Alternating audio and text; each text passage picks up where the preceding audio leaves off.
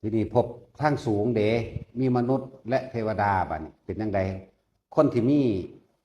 เรียกว่าคตินิมิตอันไปทางมนุษย์และเทวดาเออ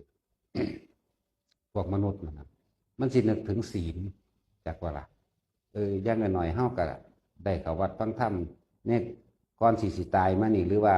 แต่ละมือเฮาก็เคยสมาทานศีลด้วยตัวเองอยู่ดอกแม้นสิว่าแค่ก่อนนอนแล้วตื่นนอนเลิกก็สร้างเขาเอาใจเป็นไงเอาใจเป็นประธานเด้เอาสำเร็จโดยใจตัวนี้เด้เป็นตัวเจตนากระทางดอกจังหน่อยๆเฮากับ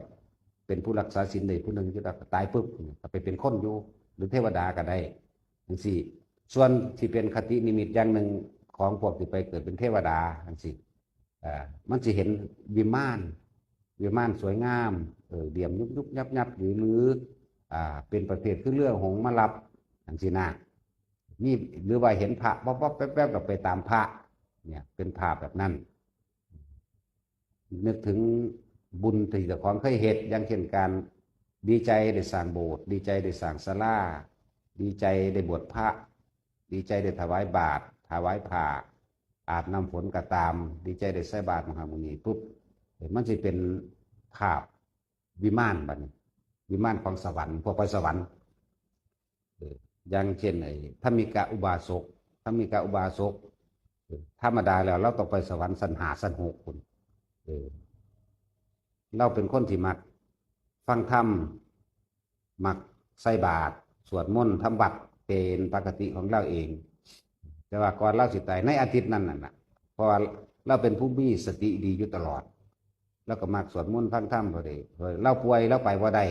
แล้วก็อาจจะถึงข้าวของเฮาแล้วเว้ยรู้สึกว่าในนิมิตของเฮานี่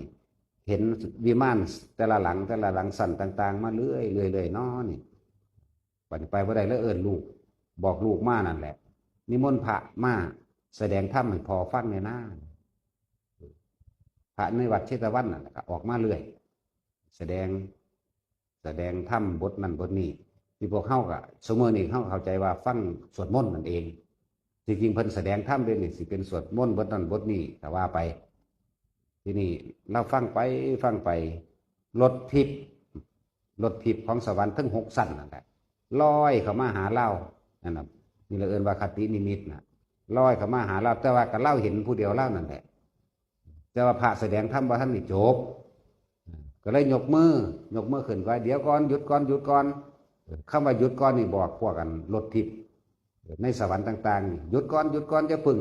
ความหมายคือว่าอยากฟังธรรมจบซะก่อนจึงสิไปแต่ว่าคนบ่เห็นนำทางลูกก็เลยบอกกันนิมนต์พระคุณเจ้าหยุดแสดงธรรมก่อนว่าสั่นพระเพิ่นก็หนีแล้วเนาะกับนิมนต์เพิ่นเศร้าเพิ่นก็เศร้าตัวความหมายจริงๆบ่ได้แปลว่าให้พระเศร้าแสดงธรรมพูนให้ผู้เทวดาพูนอย่าเพิ่งให้ก่อนฟังธรรมแล้วซะก่อนน่ะก็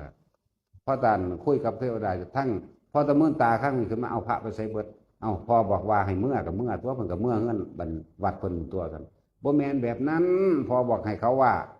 ให้เทวดาเขาไปซะก่อนฟังธรรมจบซะก่อนจังสิไปนิมนต์มาอีกครั้งที่2ก็เป็นแบบเก่าครั้งที่2แสดงธรรมไปเรื่อยเพิ่นก็แสดงธรรมไปเรื่อยของเพิ่นพวกรถทิพย์ทั้งหลายก็เลี้ยงไล่เขามาคุณพ่อมาอยู่กับพวกฉันพวกเทวดาพวกเทพพระบุตรทั้งหลายก็ว่ามาอยู่กับพวกผมแบบนั้นแบบนี้ก็ว่าไปทั้งนี้ก็เดี๋ยวยกมือขึ้นคือเก่านั่นแหละทั้งทำจบก่อนความหมายเนี่ยจังสิไปดอกทั้งลูกก็บอกนิมนต์พระเศร้าสะก่อนเศร้าแสดงธรรมก่อนว่ามันไม่เห็นพระคนก็ไปตัวบัดนี้เมื่อพระไปใส่แล้วเอ้าพ่อบอกเศร้าคือเก่าเนาะโอ้บ่แม่นแบบนั้นพอกำลังบอกกับเทวดาให้ฟังธรรมจบซะก่อนจังสิไปดอกเทวดาสิมาทั้งใดพวกลูกๆแต่ละคนนี่ก็บ่มีผู้ใดเห็นนั่นก็เลยเอาจังสี่ไปเอาดอกไม้มาเอาพวกมาไล่มาก็เลยบอกนั่นลูกโยนขึ้นไปหันไปว่าซั่นเห็นบ่ฟังดีๆเด้อลูกโยนไปหันพอดีสวรรค์สันดาวดึงมันลงมาต่ำกว่าพอดีโยนพวกมาไล่ไปมันไปห้อยเกาะในงอนรถอันนั้นในงอนรถของดาวดึงนั่นแหละตัวจิตของพอนี่ก็เลยไปติดปั๊บตายซ้ำแต่ไปในแค่ได้ดาวดึงที่จริงเราไปสูงกว่านั้นก็ได้นั่นแหละมีตัวอย่างหนึ่งเสือมาเทียบ